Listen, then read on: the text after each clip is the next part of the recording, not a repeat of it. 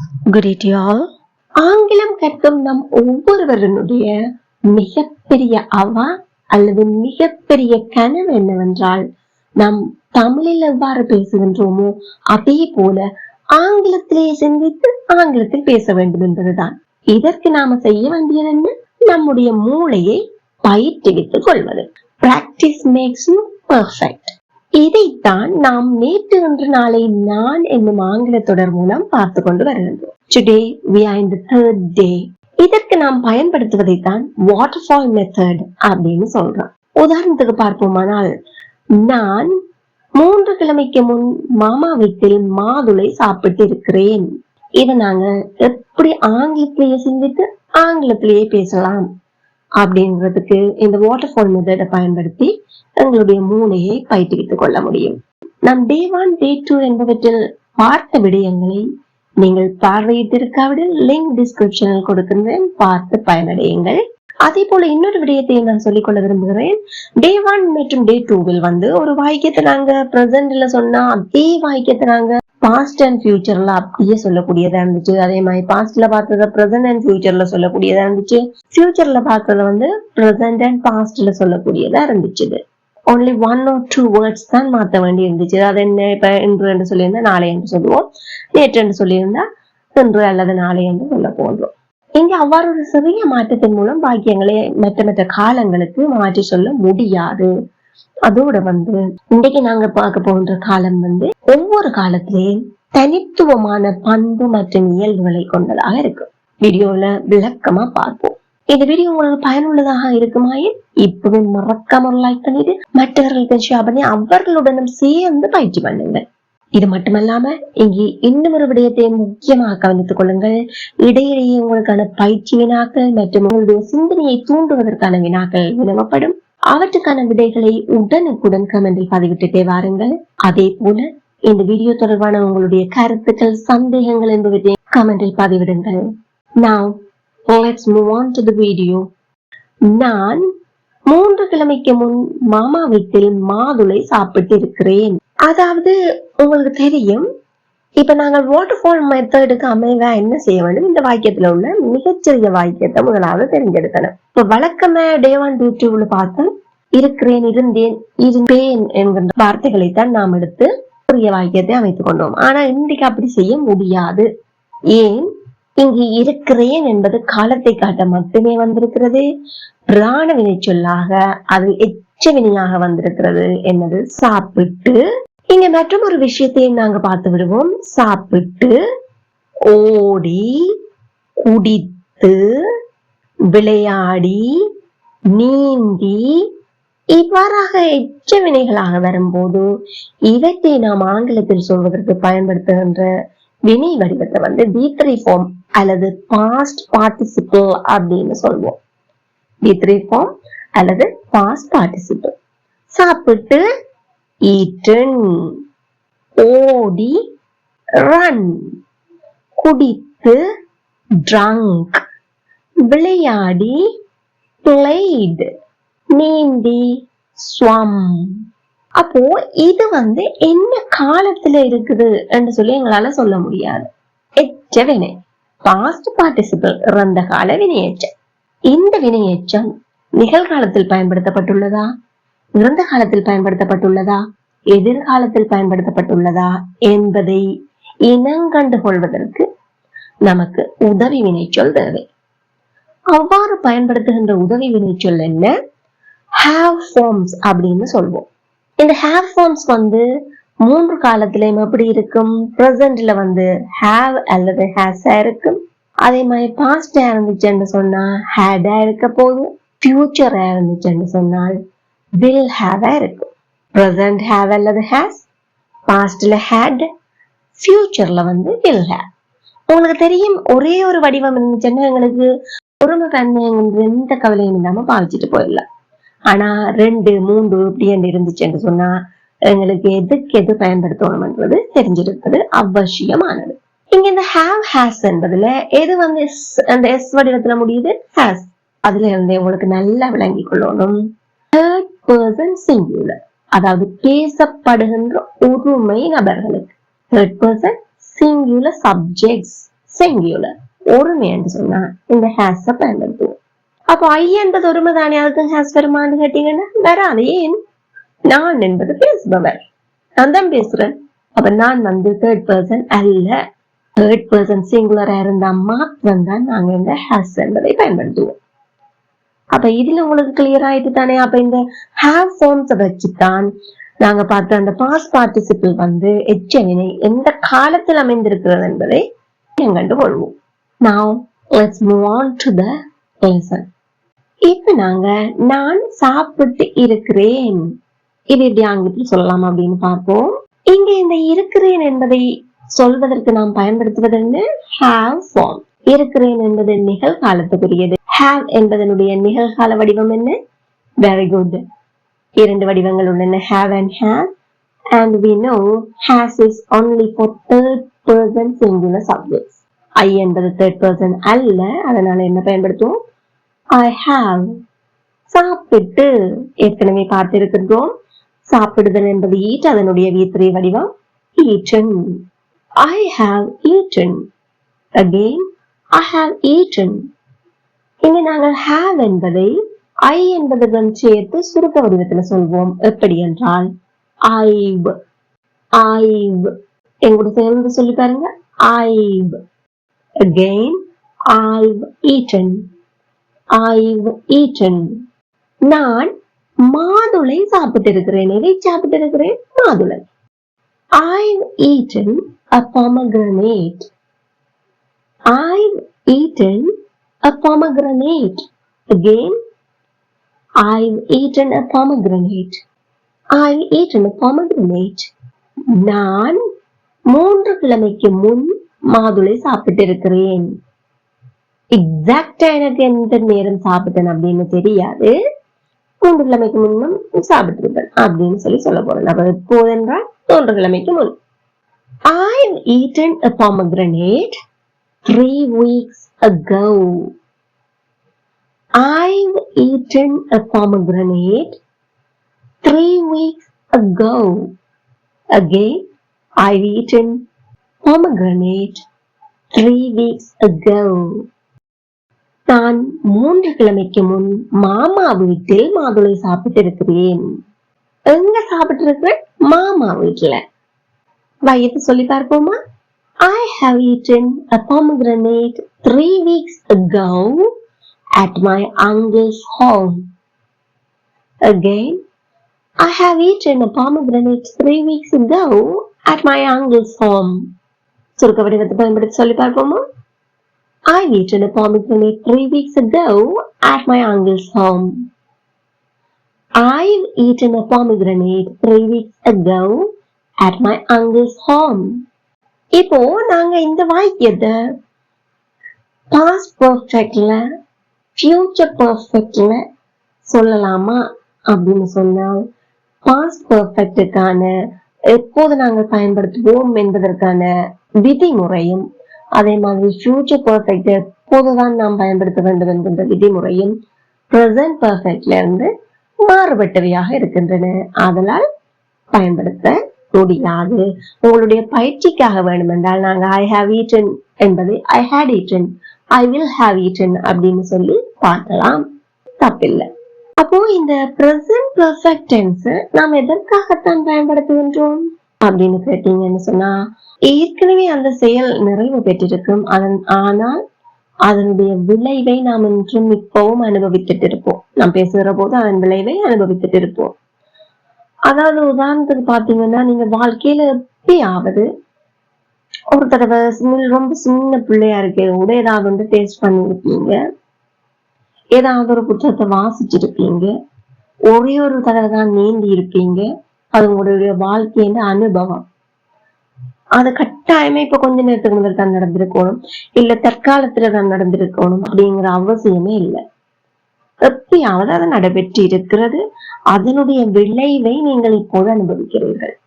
ஏற்கனவே படிச்சிருக்கிறீங்க, அதன் விளைவை இப்ப உங்களால பேசக்கூடியதா இருக்குது.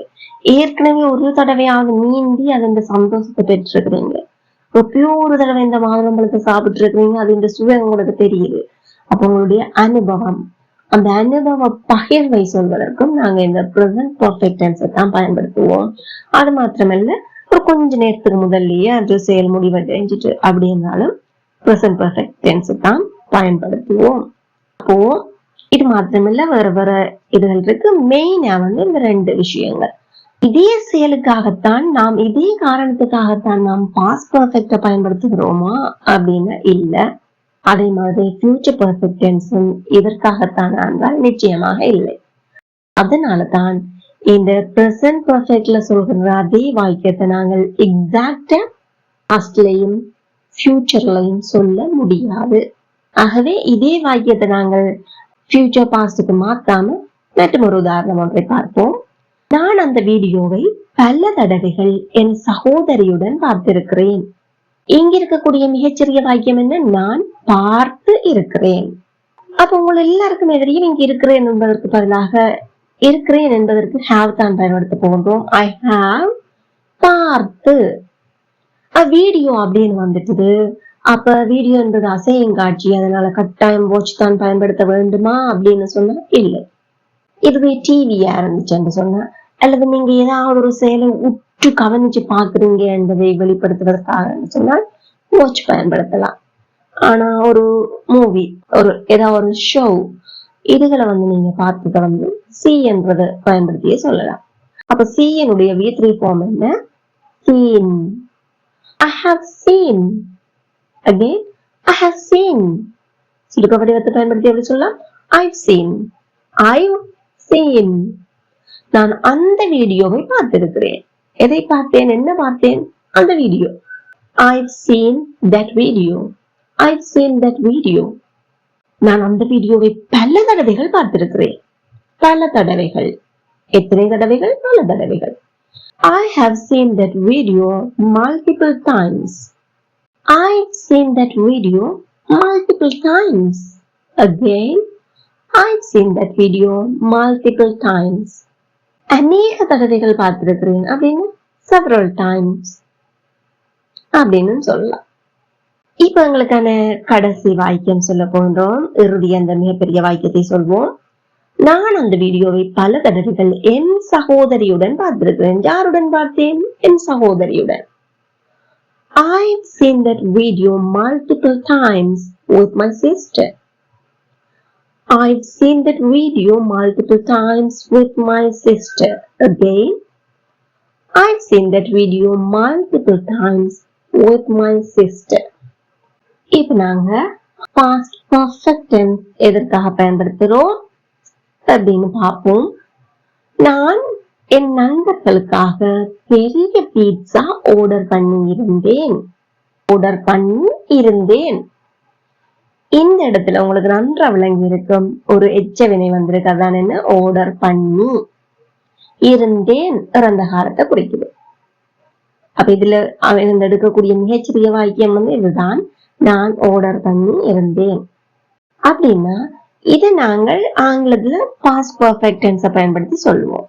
இத சொல்லிட்டு விட்டா எங்கள்கிட்ட முன்னால கேட்டுக்கொண்டிருக்கிறவர் என்ன செய்வார்? எங்களை விட்டு பார்த்துட்டே இருக்க.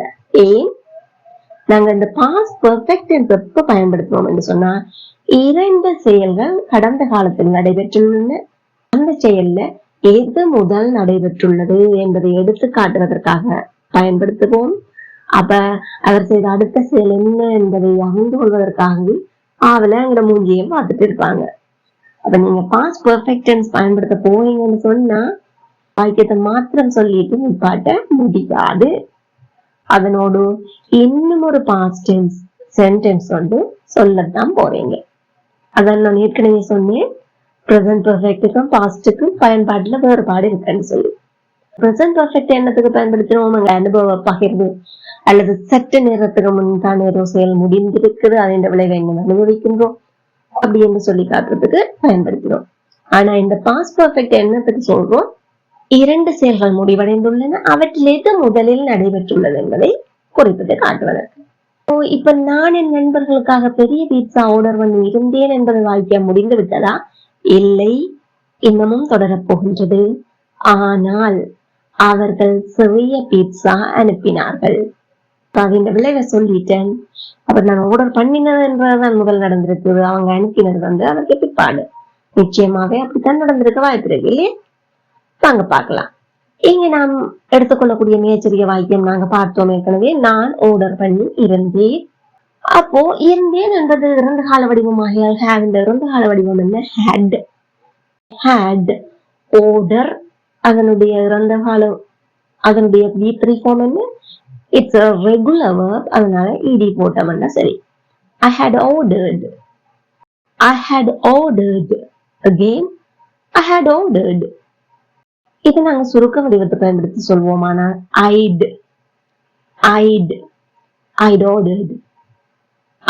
ordered அப்படின்னு சொல்வோம்.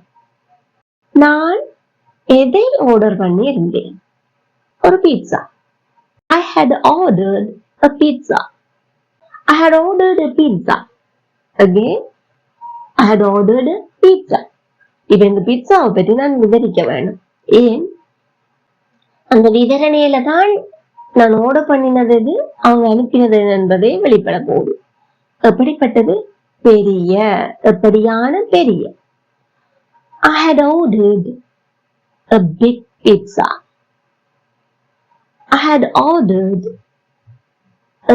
pizza. Again, I had ordered a big pizza. யாருக்காக இந்த ஆர்டரை செய்தேன்? நான் என் நண்பர்களுக்காக பெரிய பீட்சா ஆர்டர் பண்ணி இருந்தேன். I had ordered a big pizza for my friends.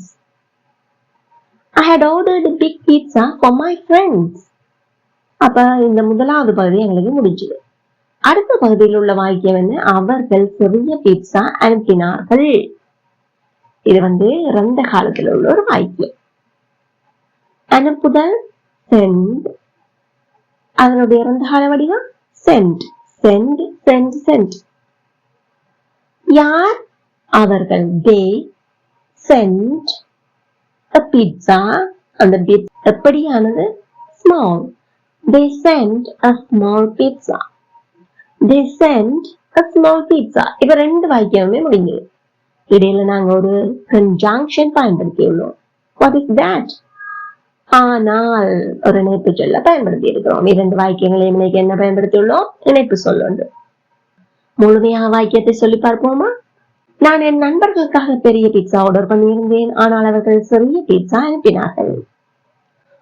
I had ordered a big pizza for my friends, but they sent a small pizza. எங்களுக்கு மறுபடியும் எல்லாரும் வாய்ப்பு சத்தமா சொல்லி பாருங்க. I had ordered a big pizza for my friends, but they sent a small pizza. இதுதான் உங்களுக்கு. நாங்க இன்னும் ஒரு உதாரணம் பார்ப்போம். அவள் அங்கு வந்தடைந்த போது நான் பரீட்சைக்கு நன்றாக படித்திருந்தேன். உங்களுக்கு தெரியும், நான் பரீட்சைக்கு நன்றாக படித்திருந்தேன். போது அவள் அங்கு வந்தடைந்த போது. அப்ப அவள் அங்கு வந்தடைந்தாள் அந்த நேரத்தில், அந்த பொழுதில். இங்கேயும் ரெண்டு வாக்கியம் தான் இருக்குது. இணைக்கிறதுக்கு நாங்க பொழுதில், அந்த பொழுதில் என்பதை சேர்த்துக் கொள்கின்றோம். அப்போ இதுலயும் முதல் நடைபெற்றிருக்கிற நிகழ்வு என்ன? நான் படித்து இருந்தேன் என்பதுதான் முதல் நடைபெற்ற செயல். நான் படித்தேன், அதுதான் முதல்ல நடந்துட்டது. அதுக்கு பிறகுதான் அவன் என்ன செய்திருக்கா? வந்திருக்கிறான். இரண்டுமே இப்ப முடிந்த செயல்கள் தான். நான் படித்தேன் என்பதுதான் நன்றாக படித்தேன் என்பதுதான் முதல் நடந்திருக்கு. நான் படித்திருந்தேன் என்பதுதான் இதுல இருந்து எடுக்க வேண்டிய முதலாவது மிகச்சிறிய வாக்கியம். அது நாங்க ஆங்கிலத்தில் எப்படி சொல்லலாம்? I had studied. எப்படியாக படித்திருந்தேன்? நன்றாக படித்திருந்தேன். அப்போ நன்று, நல்லது, இதை நாங்க ஆங்கிலத்துல குட் அல்லது வெல் பயன்படுத்தி சொல்ல முடியும். இங்கு நன்றாக படித்திருந்தேன் என்பதில் நன்றாக என்பது இந்த வினை சொல்லித்தான் விவரிக்கிறது. அதனால நிச்சயமாக நாம் ஒரு adjective பயன்படுத்த முடியாது, adverb தான் பயன்படுத்த வேண்டும். குட், வெல் என்பவற்றில் எது adverb? very good. well என்பது adverb, good என்பது adjective. அப்ப பேர் சொல்ல விவரிக்க வேண்டியிருந்தா நாங்க குட் பயன்படுத்தி இருப்போம். இங்கு வினைச்சொல்லை விவரிக்கின்றோம். அதெல்லாம் well. I had studied well. I had studied well. நான் என் பரீட்சைக்கு நன்றாக படித்திருந்தேன். எதற்காக? பரீட்சைக்காக. I had studied well for my exam. I had studied well for my exam. வாக்கியத்தின் ஒரு பகுதி முடிஞ்சது. அடுத்த செயல் என்ன? அவள் அங்கு வந்தடைந்தாள். அந்த பொழுதில் என்பதை குறிப்பதற்கு தான் வந்தடைந்த போது என்கின்றோம். அதுல இருந்து எடுக்கக்கூடிய வாக்கியம் என்ன? அவள் அங்கு வந்தடைந்தாள்.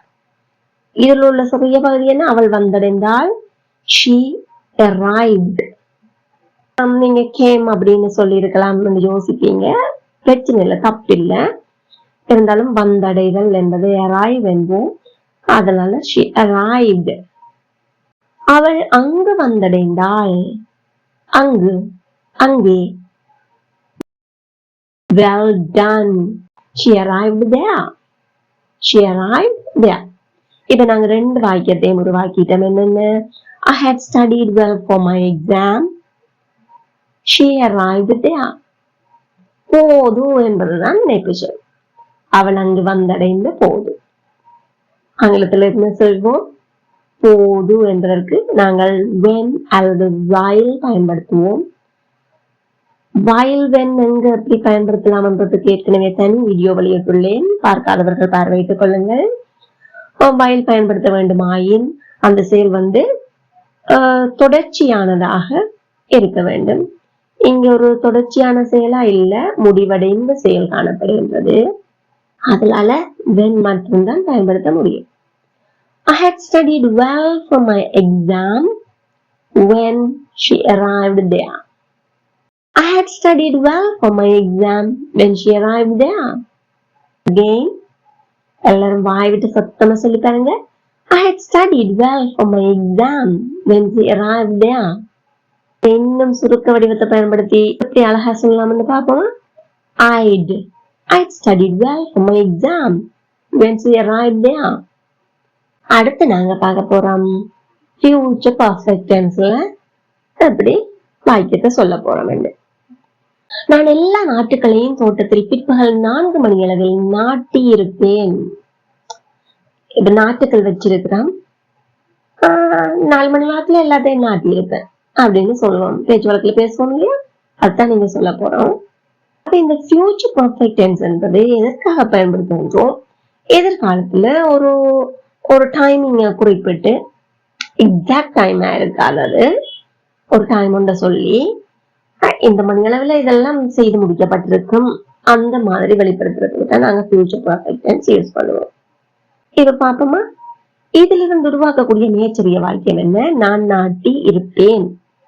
இருப்பேன் என்பதை குறிப்பதற்கு, இருப்பேன் என்பது காலத்தை குறிக்கிறதுக்கு தான் வந்திருக்குது. பிரதான வினையாக வரவில்லை, காலத்தை குறிக்க. அப்போ have என்ற வடிவங்கள் பயன்படுத்துவோம். எதிர்காலத்தை குறிக்கின்ற have என்ற வடிவம் என்ன? will have. I will have planted. I will have planted. இதை நாங்க சுருக்க வடிவம் பயன்படுத்தி சொல்ல வேண்டுமாய் I'll have planted. I'll have planted அப்படின்னு சொல்லலாம். நான் எதை நாட்டி இருப்பேன்? நாற்றுக்களை. நாற்றுக்களை நாங்க ஆங்கிலத்துல saplings அப்படின்னு சொல்லலாம். வாங்க சொல்லி பார்ப்போம். I will have planted the saplings. I will have planted the saplings. Again, I will have planted the saplings. I will have planted the saplings. இப்போ எத்தனை, எவ்வளவு அப்படின்னு சொல்ல வேண்டியது இருக்கு எங்களுக்கு. நான் எல்லா நாட்டுகளையும் நாட்டி இருப்பேன். எல்லாம் உங்களுக்கு தெரிஞ்சதுதான். ட்ரை பண்ணி பாருங்க. Amazing. I have planted all the saplings. I will have planted all the saplings. நான் எல்லா நாட்டுகளையும் தோட்டத்தில் நாட்டியிருப்பேன். எங்கே? தோட்டத்தில். I'll have planted all the saplings in the garden. Again, I'll have planted all the saplings in the garden. Once again, I'll have planted all the saplings in the garden. இதனுடைய கடைசி வாக்கியத்தை சொல்லி பார்ப்போம். நான் எல்லா நாட்டுகளையும் தோட்டத்தில் பிற்பகல் 4 மணி அளவில் நாட்டியிருக்கேன். 4 மணி வாக்கில நாட்டியிருப்பேன். I'll have planted all the saplings in the garden by 4 p.m. By 4 p.m. என்னுடைய பிலீஃப் நம்பிக்கை 4 மணிக்கு பிறகு அங்க நாட்டி கொண்டிருக்கிற அந்த வேலை நடைபெற்று கொண்டிருக்க போறது இல்ல. அது ஒரு முடிவடைந்த செயலாக இருக்கும் என்பது என்னுடைய நம்பிக்கை. Again, I'll have planted all the saplings in the garden by 4 p.m. Very good. மேலும் ஒரு உதாரணம் பார்ப்போமா? நான் என் அம்மா வந்தடையும் நேரத்தில் என் அறையை முழுமையாக சுத்தப்படுத்தி இருக்கேன். அம்மா ரொம்ப பேசிக்கோட்டாங்க, என்ன ரூமுக்கு போய் வச்சுக்கிற அப்படின்னு. அப்ப நாங்க எங்களுக்குள்ள ஒரு சபதம் எடுக்கிறோம், இல்ல யார்கிட்டயும் சொல்றோம், அம்மா வந்தடையல அந்த நேரத்துல நான் முழுமையா சுத்தப்படுத்தி இருப்பேன். இங்கேயும் 2 சந்தர்ப்பங்கள் இருக்கின்றன, வாங்க பார்க்கலாம். இதுல உருவாக்கக்கூடிய மிகச்சிறிய வாக்கியம் என்ன பார்ப்போமாய், நான் சுத்தப்படுத்தி இருப்பேன். நான் இருப்பேன், I will have என்ற செயலை செய்து முடித்திருப்பேன். சுத்தப்படுத்துதல் என்பதை, சுத்தப்படுத்துதல் clean, அதனுடைய V3 form cleaned. I will have cleaned. I will have cleaned. I'll have cleaned. I'll have cleaned. எதை சுத்தப்படுத்தி இருப்பேன்? எனது அறையை. I'll have cleaned my room. I'll have cleaned my room. Again, எல்லாரும் வாயை திறந்து சத்தமா சொல்லுங்க, I'll have cleaned my room. நான் என் அறையை முழுமையாக சுத்தப்படுத்தி இருப்பேன். இந்த சுத்தப்படுத்துதல் என்ற செயல் எப்படி இருக்கும்? முழுமையானதாக இருக்கு. I'll have cleaned my room completely. I'll have cleaned my room completely. எப்போது? அம்மா வந்தடையும் போது, வந்தடைகின்ற நேரத்தில். அதை இந்த சந்தர்ப்பத்துல நாங்க அதையும் எதிர்காலத்துல சொல்ல மாட்டோம். by the time அப்படின்னு சொல்லிடலாம். அதை நாங்க சிம்பிள் ப்ரெசன்ட் டென்ஸ் பயன்படுத்தி தான் சொல்லுவோம். அப்போ my mom, எந்த அம்மா என்றது third person singular. singular என்றாலே presentல S form தான் பயன்படுத்துவோம். My mom arrives, வந்தடையும் போது. By the time my mom arrives. Again, by the time my mom arrives, வந்தடையும் நேரத்தில். வந்தடையும் நேரத்தில். இப்போ வாக்கியத்தை சொல்லி பார்ப்போமா? நான் என் அம்மா வந்தடையும் நேரத்தில் என் அறையை முழுமையாக சுத்தப்படுத்தி இருக்கேன். I will have cleaned my room completely by the time my mom arrives. எல்லாரும் என்கூட சேர்ந்து வாய் விட்டு சொல்லி பாருங்க. I will have cleaned my room completely by the time my mom arrives. Once again, சுருக்க வடிவம் வாய் சொல்லி பாப்போம்.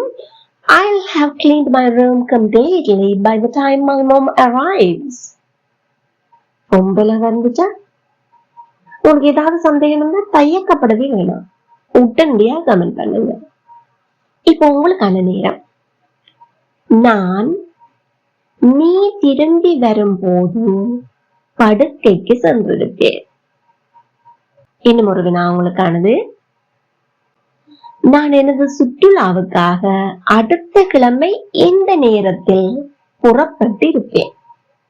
உங்களுக்கு தெரியும், ஏதாவது ட்ரிப் போறோம்னா ரொம்ப அவாவா இருந்து இப்படியான வாக்கியங்களை நாங்க கதைப்பது ரொம்பவே சகஜம். இத நீங்க நேரடியாக பெரிய வாக்கியமாகவே கமெண்ட் பண்ணவும் முடியும், அல்லது இந்த வாட்டர்ஃபால் மெத்தடை பயன்படுத்தி ஸ்டெப் பை ஸ்டெப் டெவலப்மெண்ட் ஆயும் கமெண்ட் பண்ண முடியும். It depends on you. I'm ready to check your comments. இந்த வீடியோ உங்களுக்கு பயனுள்ளதாக இருந்திருக்குமாயின் இப்பவே மறக்காம லைக் பண்ணி மற்றவர்களும் பயனடைய ஷேர் பண்ணிக்கொள்ளுங்க. இந்த தொடரை முழுமையாக பார்வையிட்டுக் கொள்வதற்கு இச்சேனலை இதுவரை சப்ஸ்கிரைப் பண்ணியிருக்காங்க. இப்பவே சப்ஸ்கிரைப் பண்ணி அருகே உள்ள பெல் ஐக்கனையும் அழுத்திக் கொள்ளுங்கள். Thank you for watching.